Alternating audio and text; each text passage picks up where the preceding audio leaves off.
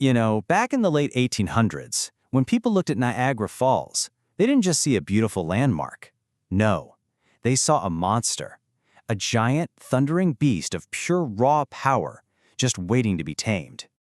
Okay, so let's get right into it. Everybody knew the potential was there. I mean, look at it. It was this almost infinite source of energy.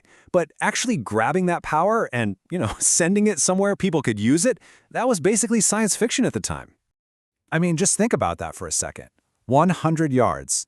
That's it. That's not even a full city block.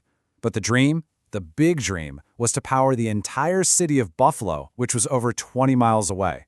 With the technology they had, it was absolutely impossible. They needed something totally new, a different way of thinking about power itself. And that really sets the stage for our first part here, the impossible challenge. This wasn't just an engineering problem. It was a goal so huge it would end up kicking off one of the biggest tech battles in history. So the whole debate really came down to two completely different ideas about the future. On one side, you had the famous Thomas Edison with his direct current, or DC. It was the system everyone knew, but it was weak. It could only travel a tiny distance. And on the other side, you had this wild new idea, alternating current, or AC. This was championed by the brilliant Nikola Tesla and the industrialist George Westinghouse. AC promised to send huge amounts of power over vast distances. It was revolutionary, but to a lot of people, it was also brand new and kind of scary. So yeah, this wasn't just a technical debate. This was a straight-up clash of titans. You had Edison, the celebrity inventor, the guy everyone knew, versus Tesla, the visionary genius who had this incredible dream of powering the entire planet. Please do not forget to subscribe to my channel, turn on the notification bell, share and like my videos. The information in this explainer has been compiled from open sources. Thank you.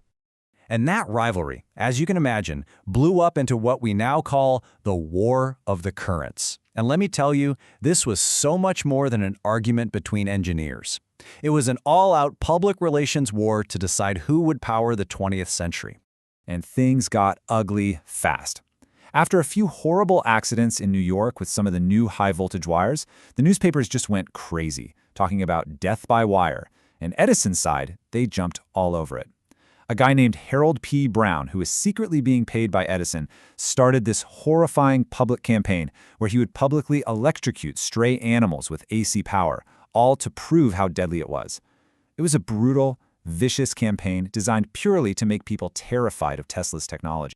And Edison didn't stop there. He also fought the war in the press. Publishing these pamphlets, they were basically warnings. They weren't just about safety, they were full of legal threats, saying anyone who used AC was stealing his patents. The message was pretty clear. Stick with me or I'll see you in court. So all this fighting, all this drama, it was all leading to one final epic showdown, the battle for Niagara. The contract to harness the falls was the ultimate prize. Whoever won this wasn't just going to light up a city. They were going to define the future of electricity for the entire world. And this was a massive, high-stakes gamble. You had financial giants like JP Morgan backing this thing, and they had a choice to make. Do they go with the safe bet, Edison's DC system that they knew worked but couldn't do the job? Or do they take a huge risk on Tesla and Westinghouse's revolutionary but publicly feared AC system? Well, in a move that honestly changed the world, they bet on the future. In 1893, the contract went to Westinghouse. So why did AC win? What was the secret sauce? Well, it was all down to Tesla's genius, specifically his Polyphase AC system. This was the real game changer. By using multiple currents that were out of sync with each other, he could not only send power over long distances, but, and this is the crucial part, he could also create powerful, efficient motors. Edison's DC system really struggled with motors. Tesla's system unlocked industrial-scale power. And here's a cool little technical detail. The team decided to run the system at a frequency of 25 Hertz. Now, why that specific number? Well, it turned out to be the perfect compromise. It was low enough to run those huge industrial motors really well, but it was just high enough to power light bulbs without them flickering like crazy. It was that sweet spot that made AC the one-size-fits-all solution they needed. So with that victory, they got to work building a true monument to this new age of electricity, the Adams power plant. This is where all the theory and all the fighting became a reality. This is where they literally flipped the switch on tomorrow. The scale of this place, it's just hard to even imagine. We're talking 100,000 horsepower. The 10 generators that Westinghouse built were 5 times bigger than anything that had ever existed before. People who visited didn't call it a factory. They called it an electric cathedral, a temple dedicated to this new kind of power. Okay, so how did it all work? It was really an amazing journey of power. First, they diverted water from the river into a huge canal. Then, that water plunged 210 feet down these massive pipes, slamming into giant turbines. The spinning turbines turned the Westinghouse AC generators, which made the electricity. Then, transformers cranked up the voltage way, way high for its 20-mile trip over to the new transmission lines all the way to Buffalo. It was just a perfect symphony of engineering. And then, the big moment. On November 16th, 1896, the switch was finally thrown. After all the fighting, all the risks, and all the incredible work, the city of Buffalo lit up, powered by a waterfall 20 miles away. The impossible had just happened. And years later, even Thomas Edison himself had to admit it.